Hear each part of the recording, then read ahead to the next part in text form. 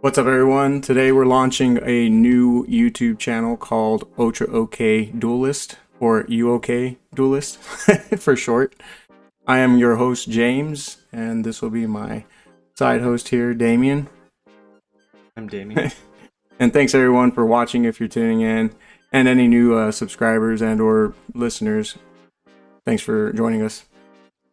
So, we're going to be asking Yu-Gi-Oh! Related questions. Yeah, well, series of questions, that are basically Yu-Gi-Oh! Related. This is more of a get-to-know-me episode, so y'all know who I am if you don't already know who I am in the local community here in San Antonio, Texas. And Damien's episode will be the next episode, where you'll get to know Damien. But yeah, we're just going to start with a series of questions, and where the conversation goes from there is where it goes. The very first question is going to be, what got you into Yu-Gi-Oh? I was watching cartoons one day in the morning. Obviously, I was a kid, and this is when the first episode of Yu-Gi-Oh! Aired, and we watched that. That's when Kaiba mollywops Grandpa, and then he calls Yugi and tells him to come over and collect his grandfather, and then they duel. And I was like, from that moment on, I was like completely into it. I was like, oh, this is so cool. Like, it had never been like anything I'd ever seen before, so I was really tied into it at that point. And What was your favorite season? season from Yu-Gi-Oh! Is definitely Battle City is like my favorite, absolutely. The introduction of the dual disc and the way they were just doing it on the streets, I thought that was like so unique and so different as compared to the season 1.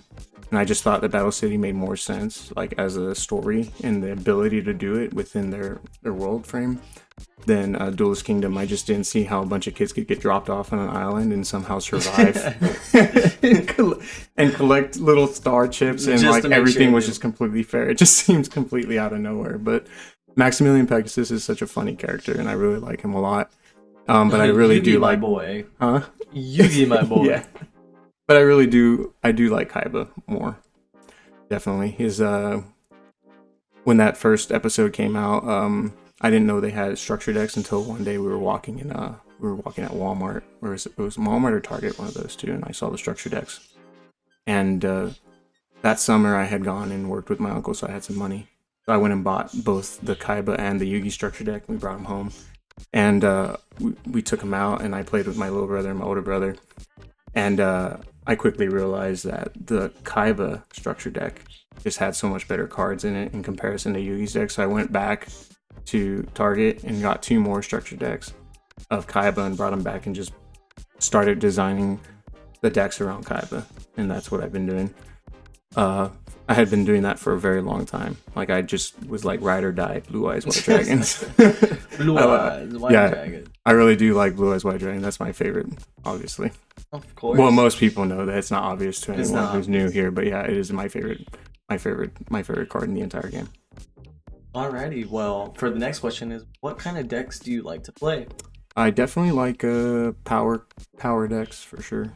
I like using like stuff that's like it can just drop like a 3,000 beat stick and just roll with that. And so throughout my time playing, especially since like 2014, I've been sticking to cards that were like 2,800 plus monsters. Like Shadal's with Construct was one of my favorite decks, and Cosmos with Dark Destroyer, Blue Eyes, Dragon Link has some pretty strong monsters. I like playing that. It does have Cyber Dragons, just because you can overpower them with their card effects, but not very much so Cyber Dragons. And it wasn't until I started playing Phantom Knights where I started using like really weak monsters in general that bring out bigger monsters, but you can easily stop the board from growing from there. And but it still has some pretty good trap cards. So, and also just the upside to it is a lot more upside and a lot more playability, I think, over a full game if you're having to drag it out. Well, Phantom Knights, yeah. Now the third question is going to be, what have you done / accomplished in Yu-Gi-Oh? I Besides haven't really... Worlds in Italy. Everyone, yeah, that's an inside joke, I guess. Y'all literally tell everybody I've been to some kind of Worlds. And we always name a different whatever country I was in, Worlds in Tokyo and Worlds or wherever. Oh, and the last one, Germany. I haven't really done much in Yu-Gi-Oh. I've participated in maybe like 5 regionals, or 5 or 6 of them. The first like 3 I played, I didn't go anywhere, and about like the 4th or 5th one is where I finally topped, and I only topped because it was basically like a dare. Because Eric Burgos here in San Antonio, he told me one time we were at SAC, we were playing up there in one of the rec rooms that they had, and he told me up there, I don't really consider you a good player if you don't top at a regional or go to a YC, or like at a YCS or a regional or something like that. So I was like, okay, and I took that really much to heart because I was like, oh man, he doesn't see me as a good player. That sucks. Oh, So I was all hurt. But at the same time, I ended personal. up that year is when I picked up Cosmos, and Cosmos had just dropped, and I had to wait till the gold set for Destroyer to come out so I can get him cheaper because he was getting reprinted, and that's what I was using to play. And my friend Julian ended up I ended up topping at the first regional with the Cosmo deck. And then after that, I played Pepe for the second regional after that one. And Pepe was pretty good. I think it was Pepe. Something like that. I think it was Pepe. And that one, I was supposed to top at it. I was supposed to get like 30th or 29th or something like that at that one. But I ended up giving it to somebody else and letting them take it because I already had my invite, so I didn't need it. And wow, you didn't have to like name drop. That's wild. That was literally not called for. But anyway, so I ended up giving it to someone else. And way to go. I ended up giving it to someone else, and yeah, I ended up topping at that other one. So I took the Cosmos and I took it to Nationals, and we win that year. Nationals was in Pittsburgh, so I ended up driving up there with a couple other guys. And on the way to Arkansas, and I borrowed 3 secret rare Cosmo Dark Destroyers because my friend Julian, he had 3 of them, and I was like, oh yeah, that'd be so cool, man, because I didn't have these high rarity. I had everything in like its original rarity except for Destroyers, because Destroyers were like $100 a piece at the time. Still pretty expensive cards, right? No, they're not. Aren't they like They're 40 pretty bucks? cheap. If they're $40, it's wild. I didn't think they were $40, but Or maybe it was 40 for the set. probably. I know I got 3 of them pretty cheaply when I was picking them up again recently, because I had just left the game and I needed to come back, and I just picked up a bunch of cards. I didn't get them for that much, but at the time, Destroyer was like a really good card. But I ended up borrowing those from him. We went up, and on the way up, when we were passing through Arkansas, it was my turn to drive, and I was like, hey, I'll take us the rest of the way through to Pittsburgh. Jesus. And like literally like 2-3 minutes, maybe 5 minutes into the drive after we filled up and we were on our way, I ended up passing by. There was a cop on the side of the road pulling someone over already. It was a state trooper, I think. And instead of changing lanes and getting out of his way, I just flew right by him, like going over the speed limit, and I didn't change lanes. So I ended up like less than a minute. Less than a minute later, he's like already pulling up, and I already know those lights are for me. Like, for sure, 100%. Making sure he's gonna get that ticket. Yeah, it's like he was standing on the side with the dude at his window, so he must have like just given him the ticket and gotten his car, like been able to do that, and just fucking came after me. Or you got a guy, like he didn't have to get a ticket that day. Maybe, never know. Whatever it was, maybe you just saved him. Maybe that guy was like having a really bad day, and you just made his day better. So maybe yeah, there's a positive out of the story instead of just getting a ticket. Yeah, so I drive safe, guys. Yeah, definitely drive safe. Do not be in a rush. So yeah, I ended up getting a ticket, and also my license was revoked at the time in the state of Texas, but because I don't know what their laws are there, they didn't take me in or anything, because we told them we're just on our way to a tournament and I was driving. So he gave me a ticket. We ended up making it to Pittsburgh. I drove the rest of the way. And then Miguel Soto, he had this thing, because he was also in the car with us, and he had this saying, and he still says it today when he sees me. He said, "In James we trust." Before we took off, and I literally get pulled over like a minute later. And so it's just funny, because now that's something that I always have. It's like a memory from like my first and only time going to nationals, but that's basically the furthest extent I've gone. And at Nationals, everyone that was in the car, there was like three of us in the car were playing Cosmos. But the other 2 players were playing Cosmo with spell card called Card of Demise, and it was at 3. So you would base deck. yeah, and you would use you'd just draw a bunch of cards, and then even if you ripped monsters, it didn't matter because you really just needed to draw into a tin can if you already didn't have the tin can, and then you'd set all your spells and traps. And then you'd resolve Demise, discard everything, and then you'd activate Tin Can effect to add that last card. So you didn't end your turn without a card.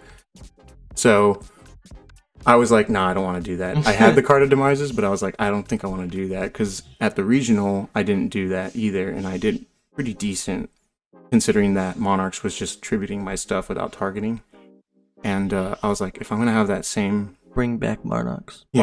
Bring back Monarchs.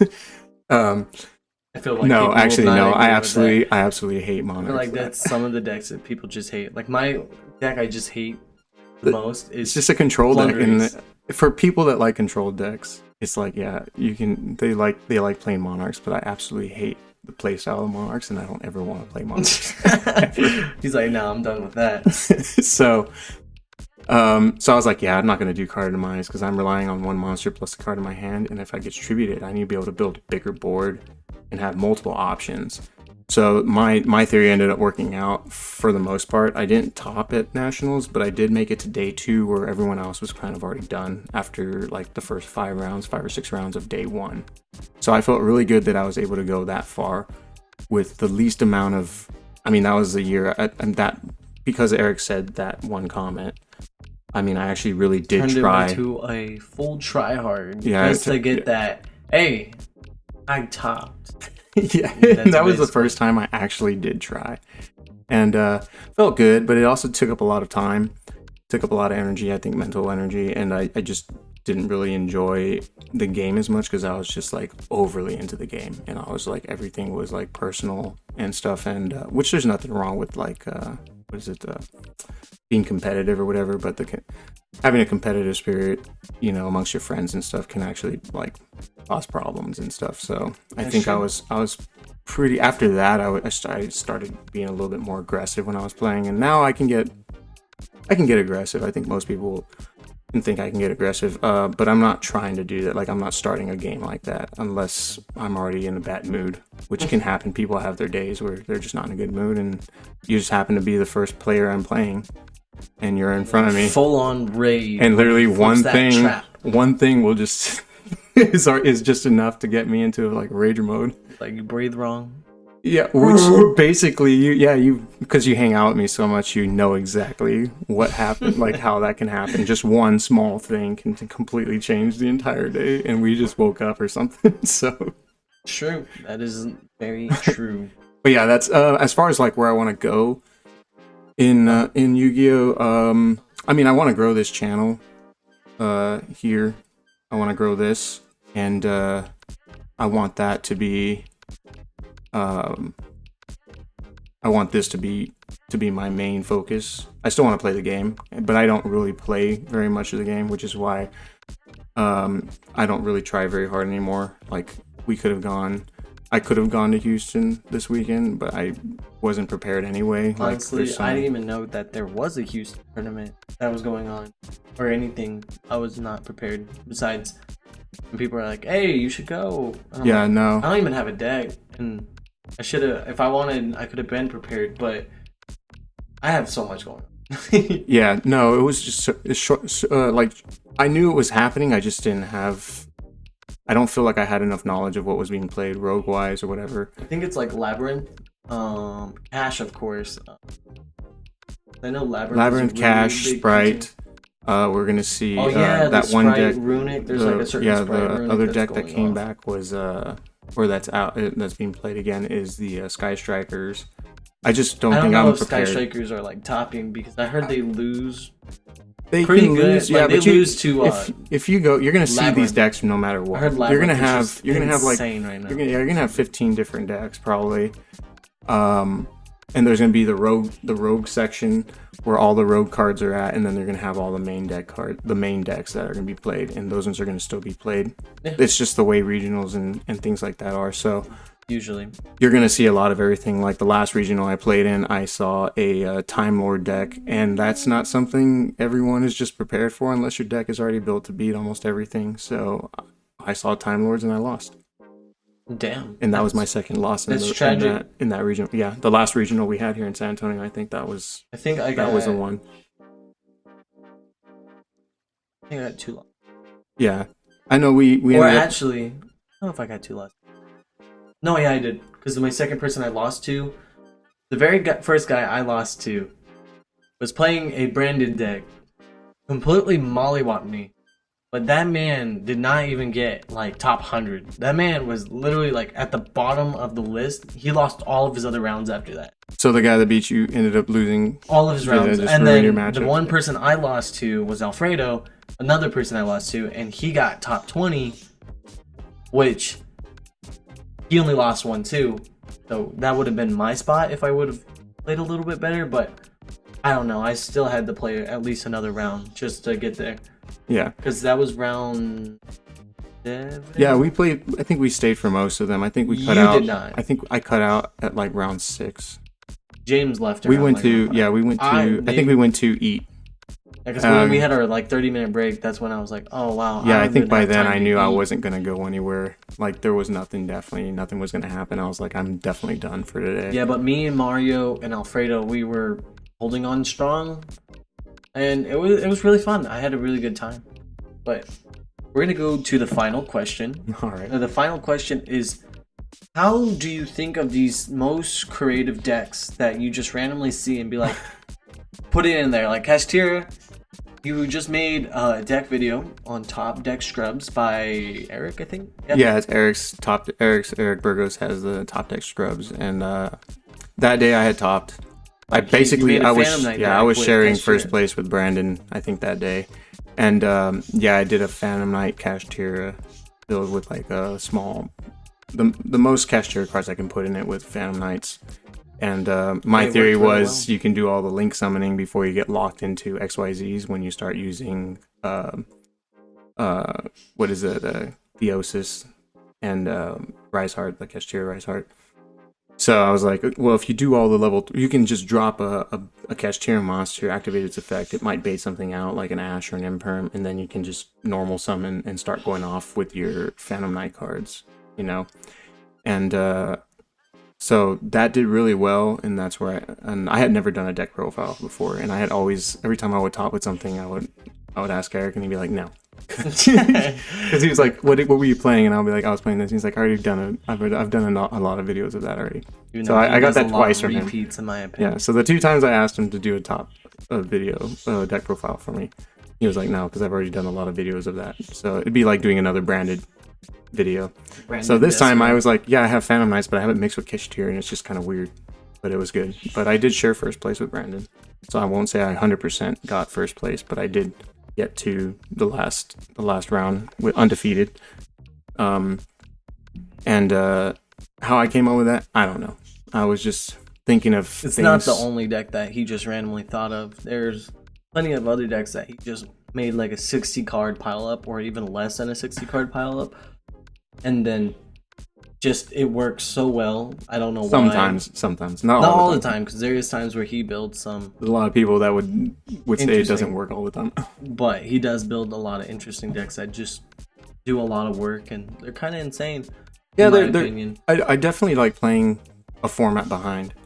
So if it's expensive, I'm not gonna wait. I'm gonna wait till it's cheap, and if I like the way it plays, I'll pick it up. So it's not until then that I'll actually go and do something about like when Cash came out. I was like, everything's overly expensive, but I really liked the way Finra worked. So all I did was buy Finrares and unicorns, and I got some births. Remember when Fenrir first came out, everybody was just like, oh, you need to get that card. That card's really good. Yeah. Especially everybody played it. And I was like, I don't see the value in this card. I literally didn't see the value until I played against Will. And Will was playing it. I mean, I was playing against Will. Well, Will played it. He attacked and banished one of my cards, and I Will was like, builds "What?" really interesting I didn't decks. even realize that because I never read the card. I just didn't. Sometimes I read it, and sometimes you don't. Yu-Gi-Oh players don't. It's like you like to activate read. an effect, it can banish. Target a card. Yeah, can and that banish was an the other. effect. I think that was the main factor that got me. I was like, "Oh, it has to declare an attack." But when he did it off of Monster Effect too, that's when I was like, "Oh." I was like, I thought you had to attack, and he's like, no, and it can add itself, and I was like, no way. Oh wow! I said, That what? is kind of annoying. No Especially way. they nuke your board. Guess what? Well, Yeah. his special's back, and next you know you have another card. It Recycle is soul pretty plays. good. It is pretty good. So Or unicorn. Unicorn just is an insane card. yeah. So anyway, start off with that card, bait something out, and then play the Phantom Knight board. Do all the linking. Do not use break sword effect, because if you pop him, then you're locked into Yeah, because dark you're locked into monsters. darks. Even And, though majority of them, their synchros at least, or not synchros, their exceeds are dark. Yeah, for Phantom Knight stuff. No, I'm talking about No, Shangri is fire, I think, and a Rise Heart is dark. But you still don't want to pop anything because you don't want to get fan. stuck into darks, because you might have to special another Kashtira monster later on, and because you're locked into darks, you can't even birth Kashtira back. So you have to be careful what you're doing when you're playing it. So you do all that, then you're like, if you have the Theosis in your hand, then you activate Theosis. If they didn't do anything, then you can still bring out Shangri, you can bring out Rise Heart, then banish a card, then Shangri triggers to lock a zone out, and then you can overlay a Rise Heart onto, a Rise Heart into Rhino Heart, or whatever his name is, the level 4 monster that becomes a 7. And so that was that thought process through that. But as far as like building decks, if I like something, I will definitely try and build something around it. So like for the Kashtira, I call that the cash doctrine, or the James doctrine, I guess is what I will call it, because I look at every deck and I say, how can Kashtira work in this deck, or can Kashtira play its entire board out with this deck? Because the main thing being, you bait with a cash, you play the main engine of the deck, then you finish the cash plays if you have them. If not, then you still have a Rise Heart, or a Fenrir or a Unicorn on the board, and it still does what it does as a card in of itself, and you still have the rest of your other deck built. So I've built Trap Tricks with Kashtira. I thought that worked out pretty well. And most of these decks that I do play, if I take them to the locals, which is just at Heroes, it's not ultra competitive. It's not like Shenanigans competitive, but it is pretty competitive still, because even our lower competitive area, like base, isn't like, I don't see them as inferior to, if you see all these games that I see online or whatever with other people's locals, it's not as competitive as even our weakest competitive, or our weakest competition here, I believe, is still very competitive in comparison. So, and they can snipe some games away from you. And I'm not like the greatest player ever either, so I definitely need a lot. Yeah, I do make mistakes. All the drinking. He's only human though. So. It's all the drinking I used to do, and other things. But yeah, so yeah, and I always try to build around whatever it is I'm trying to make. So like right now, I've just been mixing Sprite with stuff. So right now, I've been playing with Cyber Dragons and Sprite.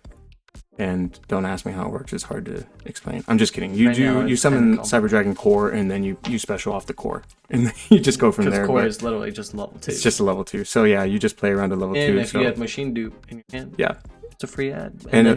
So let's say that you do core and you have machine dupe. Negate you when you already have an infinity on your board? Well, they can. So the thing is like, if you do the core, you summon the core, right?